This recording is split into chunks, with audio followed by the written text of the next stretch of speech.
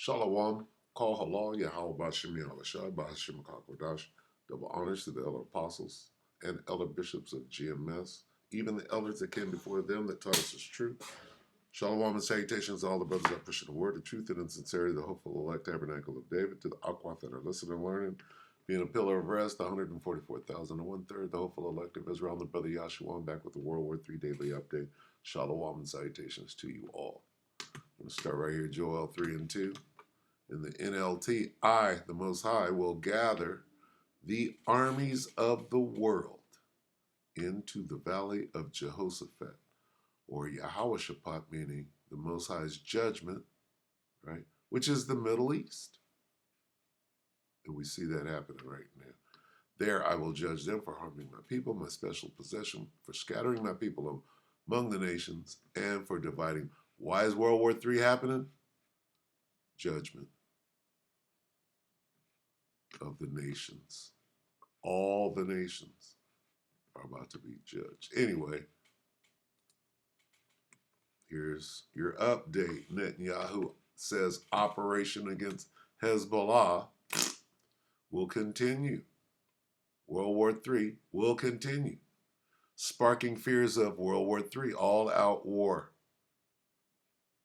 All right, this is France 24 English, 52 minutes ago.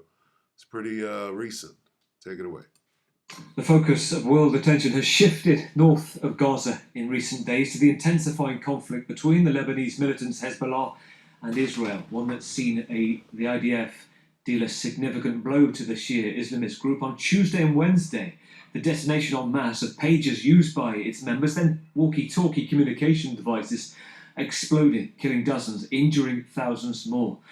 A threat of reprisals from its leader Hassan Nasrallah on Thursday, the group ramping up its missile attacks on northern Israel. Friday, killing of 2 elite commanders by the IDF, among dozens of people who died in an Israeli airstrike in Beirut. And this weekend, one where there have been attacks of Hezbollah rockets reaching further into Israel. Well, let's go in a moment to our correspondents on both sides of the border. First, let's hear from the Israeli leader. Speaking today, this is Benjamin Netanyahu. In recent days, we have landed a series of blows on Hezbollah that it could have never imagined.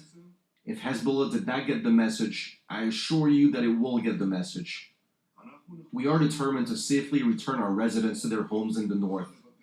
No country can tolerate attacks on its citizens, attacks on its cities, and we, the State of Israel, will not tolerate it either. We'll do whatever it takes to restore security. Today has also seen the funeral of the most senior Hezbollah commander killed in Beirut's strike on Friday, Ibrahim Akil. Let's go to Beirut. James Andre has been following events, the only broadcast team actually reporting from the funeral. We've also got Iris Makler, our correspondent in Jerusalem as well. Great to have you both on the programme. Let's start with you, James. Bring us up to date with what you've been seeing today and what's been happening. Yes, well, in fact, we were at the very end of that funeral where, in fact, the body of Ibrahim Akil was taken inside this building, which is the Martyrs Cemetery of Hezbollah in that area, which is called Rabeya, which is which is very much inside the stronghold of Hezbollah in the southern part of Beirut. Now, there were thousands of people, Hezbollah supporters, militants, but also armed people from the movement who were present to pay their respects to Ibrahim Akil. Thousands of people. We saw the coffin go from hand to hand, with everyone trying to actually put their hands on that coffin before indeed the body was taken out of the coffin on arrival, placed in a tomb, and the coffin was taken away as per tradition in the Shia religion. So it was a moment, of course, which was very tense on many levels. We spoke to high-ranking security commanders there at the scene who were telling us that, well, they were rather weary. They admitted that, saying that indeed they were worried that there could be a strike by Israel at that precise moment. They said, this is totally possible. And also, what was very interesting is to see that Naim Qassem, who is the number 2 of Hezbollah, who is an incredibly important person in the organization, who was also, it was believed at the very first, in the very first place, the aim of that strike by Israel a couple of days ago that indeed killed Brahim Akil. Well, he actually came out in public for a statement, and in that statement he said that Hezbollah vowed retaliation for these attacks on the movement in the previous days, and also said that for him this was a new phase opening, and I quote, he said, "From now on it is all-out war." So of course that is probably very worrying to a lot of people here in Lebanon. All out war. New phase. Okay. Let's look quickly at, let me see. Let's look at Banoon real quick, because he said there's a possible nuke, and then your boy repeated that. What's the name? Paul over Off Grid repeated the possible nuke. Let's see right here. There's Paul. Let's get Banoon first. Where's Banoon? Stephen Banoon. Where you at? Right here. Russia escalates. Not that one. I can get it from there though. Let's see. Might have to. Okay, so let me go in here. Okay. Let me go here. Let me go here. Where is it? It's possible. Where'd it go? You take it down? Looks like he took it down. Let's see. 22 hours. Let's see live. Did Israel right here. Let's take a look at just real quick. Here it's Israeli News Live. It is September the 21st, 2024. Yesterday. Very serious situation going on in Israel. I just want to share with you this video is surfacing on the internet. It's been viewed by quite a few people already. It is a video of a device going off inside of Lebanon, allegedly going off inside of Lebanon.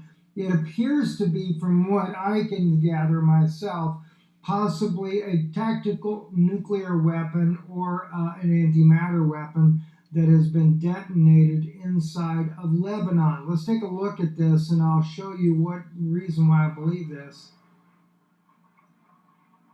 The shockwave.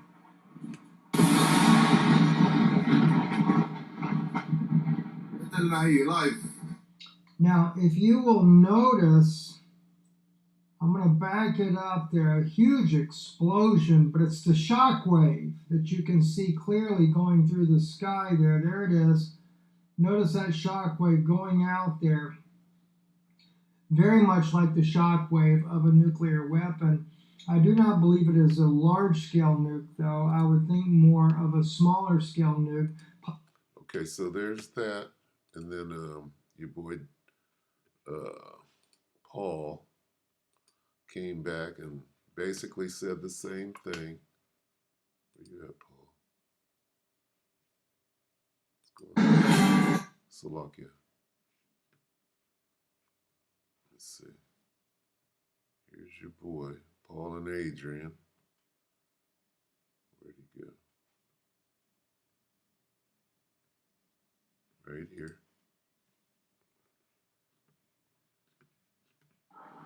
Yesterday, same thing. Shockwave, possible tactical. Live.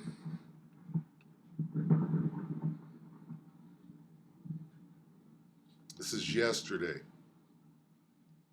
news. Not quite sure. So, and Paul says, breaking news, Israel launches massive new weapon on Hezbollah. Could this be a small nuke? Okay. And then, yeah, blah, blah, blah. Okay, now, with that, now I want to go real quick to Dabu, who just put up a video. I don't know how new it is. Could this be the explosion in Russia the other day? Let's see, where's Dabu? Right here. Okay, so this is brand new, a new video. Let's see.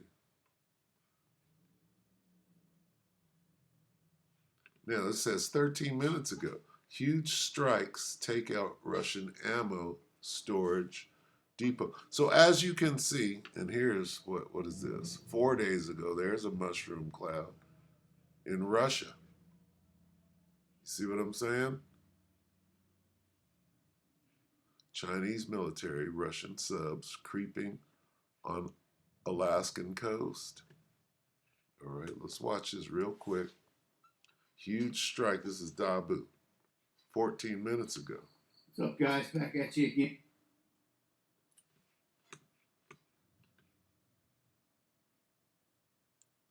Let's try it again.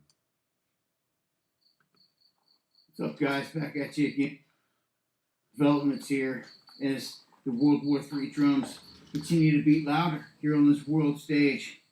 What we have, though, is developments on the front inside of Russia where Ukraine is claiming that with these new weapon capabilities, they've been able to strike more depots deep inside of Russia.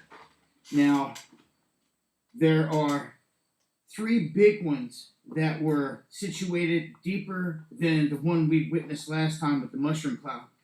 And it looks like they've hit, for sure, 1. They're claiming 2 of those facilities. They're saying that 2 other sites overnight got rocked deep within Russia, and that these locations are the locations that supply their front lines with all the weaponry. So they're trying to hit them hard in these places. Remember, they're going deep into Russia, and our government released a statement saying that they look to take the war, or the Ukraine did, that they look to take the war to the Russian people. And we all know the West is backing this and pushing this full-fledged. It's no secret at this point, and it's pretty much Russia versus NATO. And that is what is said to stack up to be World War III. You've got 30 countries out of Europe that's a part of that, and then the United States and Canada. So them saying that they're looking to take the war directly to the Russian people is kind of ominous, because I'm telling you, that means America, the American people, they're all fair game at this point. Russia's going to say your people are no different than ours. If you want to attack and target our civilian population, we're going to do the same. So you need to be prepared for that. Plus, our Army, the Navy itself, just dropped a new manual, and it's showing how pretty much the whole Army is being told they need to pick it up. You need to be prepared to go to war with China. So it looks like they think that through this whole proxy of Ukraine, they think that they could chip away at Russia somehow and get in there. But within the next couple of years, they expect to be in full-blown war with China. Per this manual, they say that China's built up a military that is designed to defeat ours specifically. And that in the last decade, they've been popping off ships, warships, carriers, drones, all types. On Dabu. That's the spirit. Navy even tried to go over and counter them invading Taiwan. They wouldn't even have enough vessels to do it. Imagine that. That's where we sit right now here on this world stage. That's where they got us. So, China, Russia, obviously on the same side in all this. And this ain't looking too good. It just feels like at any time, any moment, something big is going to happen here on the home front in America. And be blamed on them as a response. But join me on the live stream. I'm going to break this down in further detail. All right, so coming from the the so-called white man. Now, he could be a Jake, I don't know, but straight from the devil's mouth. World War III, let's get it on the way out. Revelation 11:14, you could do it in the Berean. Second woe is past, behold, the third woe is coming shortly. Second woe, World War II. Third woe, World War III. Everybody keeps saying it, not me. All right. So with that, and now everybody's making a World War III update. Huh? We hope that the elector edified you, brothers.